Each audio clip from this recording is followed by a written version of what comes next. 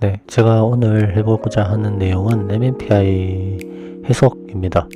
MMPI 해석이라고 하면 정말 많은 사람들이 심리 검사로 알고 있긴 합니다. 그런데 MMPI가 어떤 걸 측정하고자 하는지, 그리고 어떤 내용을 담고 있는지, 이런 부분에 대해서 정확하게 아는 분들이 아무래도 많이 드물어요. 그렇다 보니까 조금 해석에 도움을 드리고자 이렇게 영상을 찍게 됐습니다. 자, 일단 심리검사 해석하는 거에 먼저 주의사항을 알려드리겠습니다. 해당 검사 내용 같은 경우에는 내담자분의 동의를 받았습니다. 동의를 받았다고 하면 검사를 하는 조건으로 제가 무료로 상담을 도와드렸고, 그리고 내담자분의 이름이나 주소, 나이, 성별 같은 특정할 수 있는 부분은 모두 제거하는 조건이었습니다. 그리고 심리검사 해석의 경우에는 전문가만 해석이 가능하고요. 일반인이 이러한 검사를 하게 될 경우에는 태도와 타당도에 대해서 굉장히 실제적인 피해가 그리고 문제가 생길 수도 있습니다. 이 부분에 대해서 조금 알고 계셔야 하고요. 본론으로 넘어와서 이제 심리검사 해석하는 거에 대해서 조금 도움을 드려보고자 합니다. 첫 번째로 MMPI가 무엇인가에 대해서 조금 이야기를 해봐야 할 것 같아요. 이제 MMPI라고 하면 일단은 미네소타 다면적 인성 검사라고 하죠. MMPI라고 하면 다면적 인성 검사, 미네소타 멀티베이식 퍼스널리티 인벤토리라고 합니다. 미네소타 대학병원에서 일하던 임상심리학자 스타크 헤더웨이와 정신과 의사 제이 캐럴리 맥킨리에 의해서 1943년에 처음 출판된 그런 검사입니다. MMPI는 사실 굉장히 신뢰도와 타당도가 높은 검사 중에 하나입니다.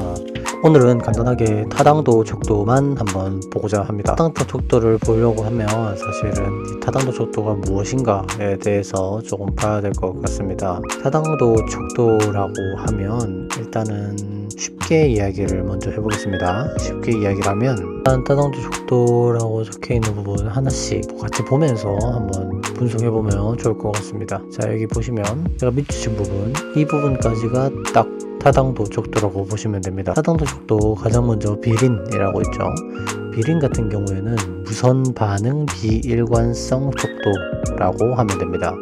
쉽게 이야기하면 문항의 내용을 제대로 읽지 않고 응답했는지, 문항을 완전히 혹은 대부분 무선적으로 반응한 것을 응답했는지, 이런 식으로 얘기할 수 있습니다. 수검자가 심각한 정신병리가 있음을 솔직하게 인정한 경우에는, 혹은 의도적으로 부정왜곡했을 경우에는 T점수가 일반적으로 평균적으로 나타난다고 합니다. 여기 T점수라고 하면 제가 형광색 칠한 이 부분을 보시면 됩니다.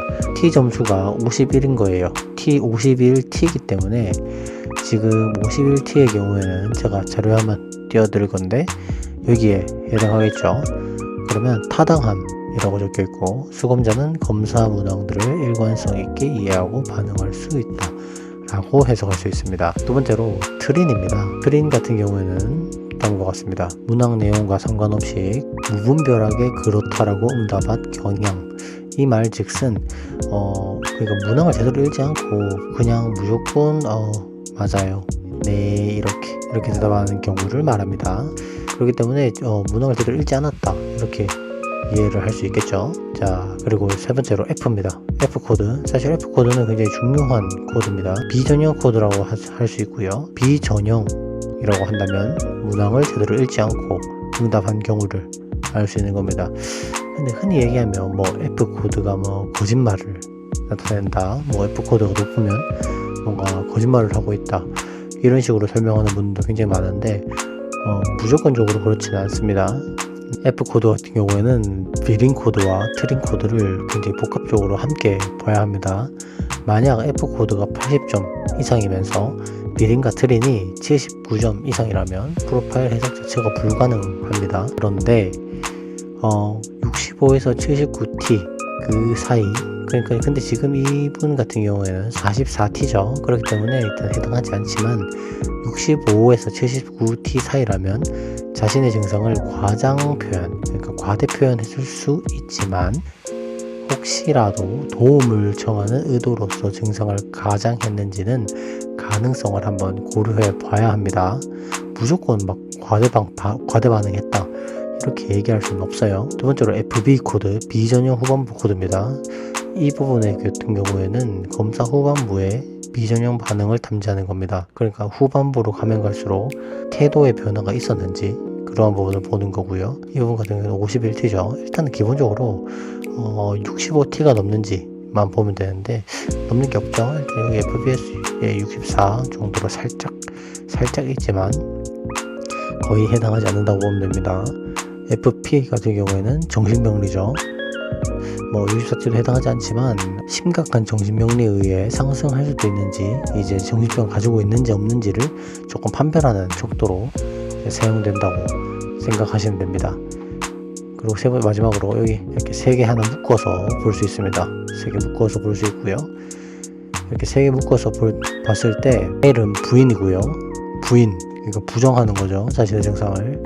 K는 교정이고 S는 과장된 자기제시입니다. L 같은 경우에는 수검자가 방어적으로 이제 마음가짐으로 검사에 응했을 가능성을 말하는 겁니다. 그러니까 L이 높다. 그 말은 뭔가 내 증상을 남한테 숨기고 싶고 뭔가 좀 드러내고 싶지 않다. 막 L이 80점 막 이래요. 그러면 뭔가 숨기고 싶다. 이런 식으로 이제 해석을 할 수도 있다는 겁니다. 그렇다라고는 하는 게 아니라 K 척도 같은 경우에는 좀 방어적이다. 방어적인 태도가 임상척도 결과에 어떤 영향을 미치는지를 검사하는 거고요. 그리고 마지막으로 S 같은 경우에는 인사선발 과정에서 자신을 좋게 보이려고 하는 사람들을 가려내기 위한 검사였습니다. 이 말은 뭔가 자신의 증상을 이제 솔직하게 얘기하지 않고 남들에게 좋은 식으로 표현하기 위해서 이렇게 하는 것을 판별하기 위해 만들어졌다고 생각하시면 되겠습니다. 오늘은 이렇게 간단하게 다당도 척도만 확인해 봤습니다. 다당도 척도라고 하면 상당히 많은 부분을 볼 수 있지는 않습니다. 여러 가지로 다양한 척도들과 함께 해석해야 되기 때문에 다음 시간에 임상 척도랑 같이 한번 비교해서 한번 같이 해석해 보는 시간을 가져보도록 하겠습니다. 오늘 수고 많으셨고 다음 시간에 뵙겠습니다.